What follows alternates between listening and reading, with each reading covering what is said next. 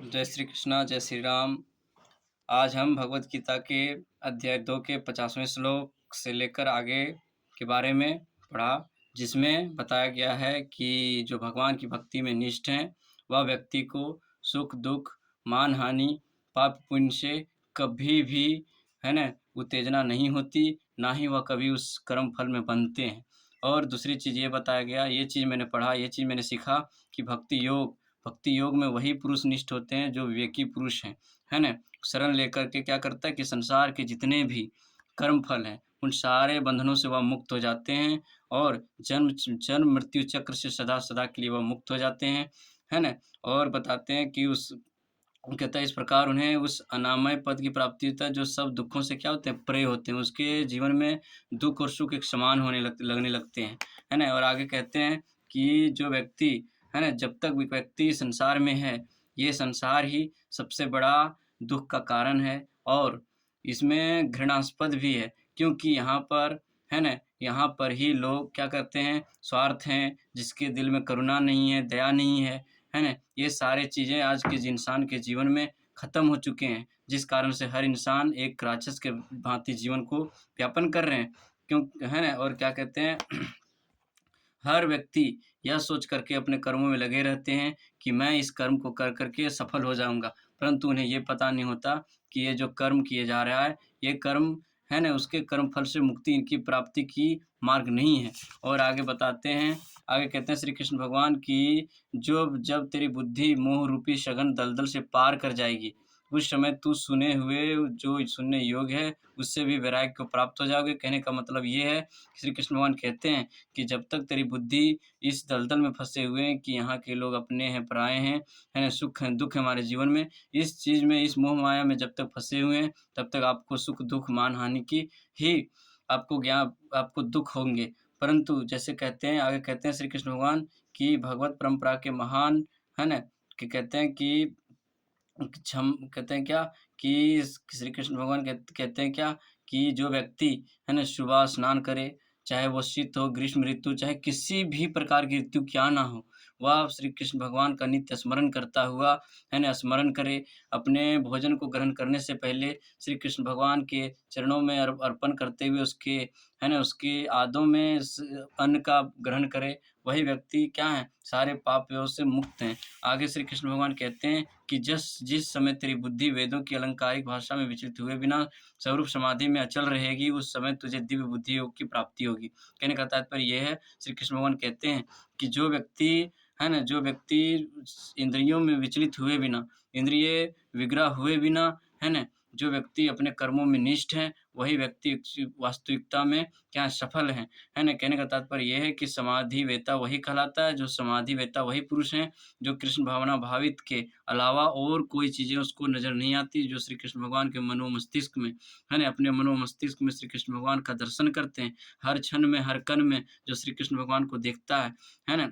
वही क्या है, समाधि वेता। कहने का मतलब है कि सारे इंद्रियों का जो, है ना, पूर्ण रूप से निग्रह कर चुका है, जो अपने आत्मा में निष्ठ है ना, वही व्यक्ति क्या है, पूर्ण रूप से मुक्ति के योग्य हैं। कृष्ण भावना भावित अनन्य भक्तों वेदीय अलंकारिक विचलित ना हो, स्वर्ग प्राप्ति के लिए सकाम कर्म में प्रवृत्त ना हो, है ना, कि ये कर्म करेंगे तो स्वर्ग की प्राप्ति होंगी, वो कर्म करेंगे स्वर्ग की प्राप्ति, वो पाप के पुण्य में पाप के भागीदारी हो जाते हैं, है ना। आगे कहते हैं कि अर्जुन कहते हैं, हे प्रभु, हे श्री कृष्ण भगवान, है ना, स्थिर बुद्धि पुरुष के लक्षण क्या हैं, वह किस प्रकार बोलता है, उसकी भाषा क्या होती है तथा वह किस प्रकार बैठता है और चलता है ना। अब अर्जुन कहते हैं कि हे भगवान, कृपा आप करके आप ये बताने का कष्ट करें कि जो व्यक्ति स्थिर बुद्धि वाले हैं, जो व्यक्ति विवेकी हैं, जो व्यक्ति ज्ञानवान हैं, उस व्यक्ति की, है ना, क्या लक्षण है, उस व्यक्ति किस प्रकार से बोलता है, किस प्रकार की उसकी भाषा होती है, किस प्रकार बैठता-उठता है ना? तो ये सारी चीज़ें बदल जाती है जब वो कृष्ण भावना की भक्ति में निष्ठ हो जाते हैं, जब उसकी बुद्धि स्थिर हो जाती है,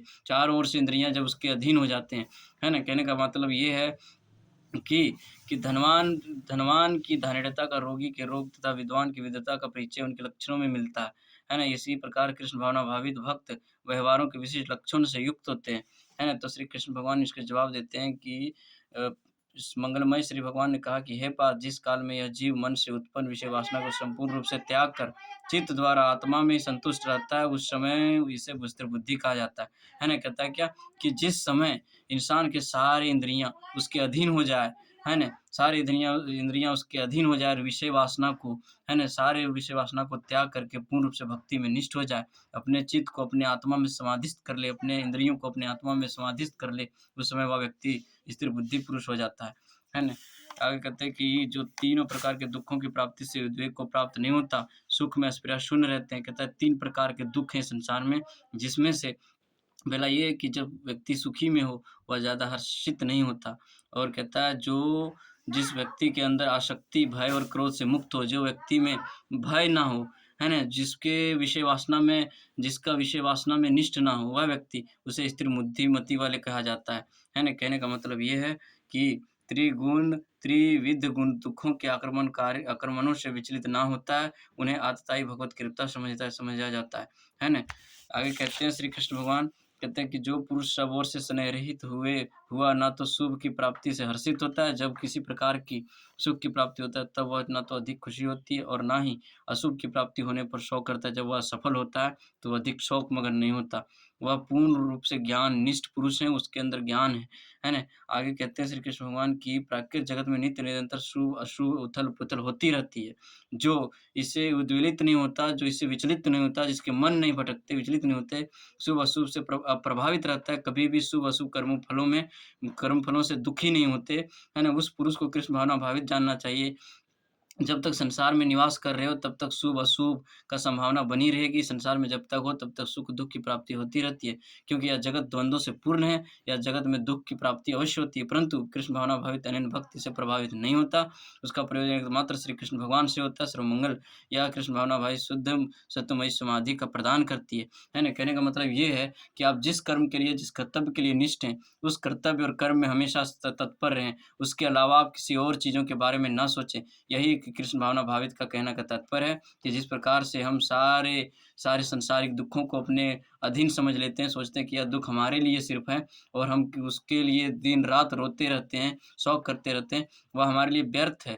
क्योंकि भगवान की कृपा के बिना कोई भी कार्य पूर्ण नहीं होता, है ना? कहता है जिस प्रकार कछुआ अपने अंगों को सब ओर से समेट लेता है, उसी भाँति जो पुरुष अपनी इंद्रियों को विषय वासनाओं से हटा सकता है, उसकी बुद्धि स्थिर है अर्थात वह यथार्थ में परम ज्ञानी है ना? कहने का मतलब है कि ये कछुआ जिस प्रकार से जब उसको लगता है कि उसकी मृत्यु किसी प्रकार से मृत्यु होने वाली है और वह सारे ओर से अपने पैरों को अपने अंदर सिकुड़ लेता है, उसी भाँति जब व्यक्ति स्थिर बुद्धि तभी हो सकता है जब वह सारी इंद्रियों को अपनी निग्रह कर ले, सारी इंद्रियों को अपनी समाधि में समाधिस्थ कर ले।